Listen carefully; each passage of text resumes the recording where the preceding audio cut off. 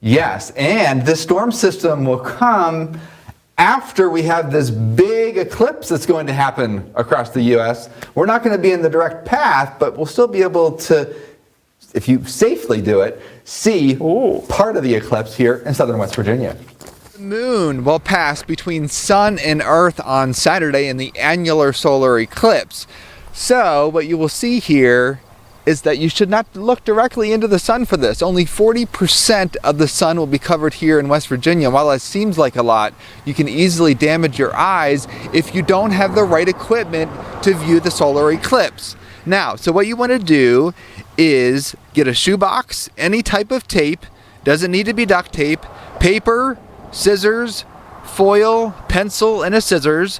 Cut 2 holes on one side of the box, then add tape to each side of the foil, then stick the foil over one of the holes. Poke a small hole in the foil, then tape the piece of paper, which should be about as wide as and tall as the side of the shoebox, to the inside of the shoebox and opposite the piece of foil. So folks, here is my replica of this solar viewer, and you can see I have a piece of foil with a hole, and then inside the box is a piece of paper. So what you're going to do is position yourself so that the sun is at your back, and then you will look through the foil and see the eclipse. That is, you will see part of the sun being shaven off a little bit as it comes through. Now, don't get too excited unless you live out west or you know anybody that lives out west. We probably will get lucky with the clouds and rain on Saturday. That will hold off till later in the day. Now, around 12:45 p.m. is when you want to place the box outside. Again, you're back to the sun and look through the open hole. Watch the sunlight get eaten away by the moon's shadow.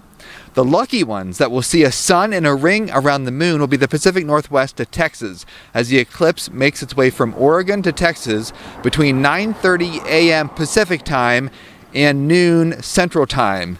There will be 4 minutes and 30 seconds of almost complete darkness at any one point along this path, but 2 to 3 hours where part of the sun is blocked out. Outside of this darkest zone, folks can expect to see 3 minutes of near darkness Saturday morning. The real estate under almost total darkness at one point is 136 miles, and the moon will be moving at a whopping 5,340 miles an hour. That's 33 times faster than the maximum speed of most cars these days.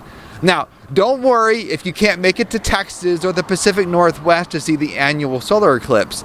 The well-advertised total solar eclipse will pass very close to West Virginia April 8th of 2024, and of course we will have more on that once we get into the early part of next year. Chief Meteorologist Chad Merrill reporting for Newswatch.